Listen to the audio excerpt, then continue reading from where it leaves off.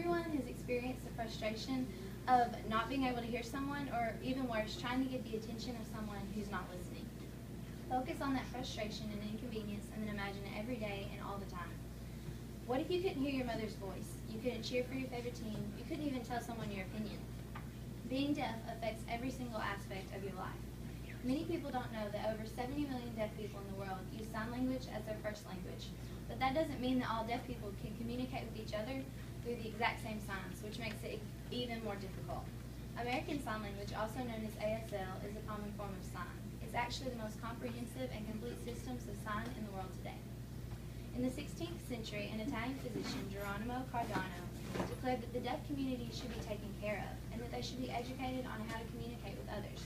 200 years later, Abbé Charles de la Paix established the first free deaf school open to the public in 1771.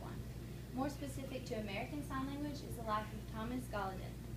He attended Yale at only 14 and then attended Andover Theological Seminary, pursuing his goal of serving as a minister. But when he met Alice Cogswell, a 9-year-old deaf girl, everything changed. Alice's father requested that Gallaudet travel to Europe to study the methods of the Braidwood family. But although Gallaudet agreed to go, the Braidwood family was unwilling to share their knowledge.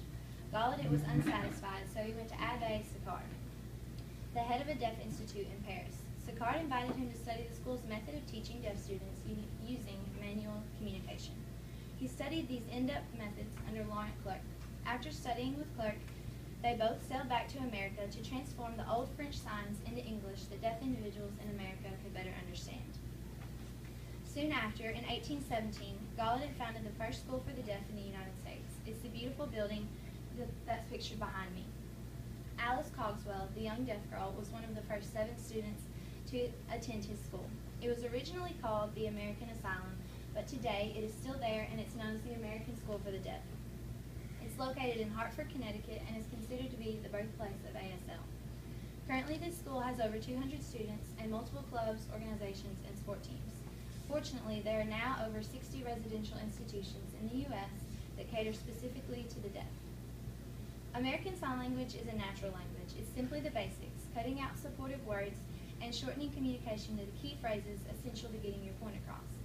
Nonetheless, it has grammar rules of its own.